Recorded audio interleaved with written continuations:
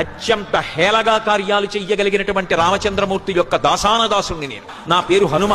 శత్రు సైన్యములను మర్దించడంలో నాకు నేనే సాటి. 1000 మంది రావణాసురుడు వచ్చినా ఎదురుగుండా నిలబడినా ఈ భుజాదండానికి వాళ్ళొక పురుగు. చేత్తో కొట్టి చంపేస్తాను.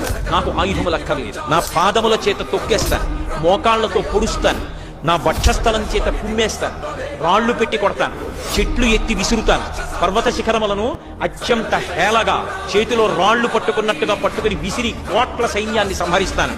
నాకు వేరు ఆయుధం అక్కర్లేదు. సీతమ్మకి నమస్కరించి వెళ్ళిపోతాను.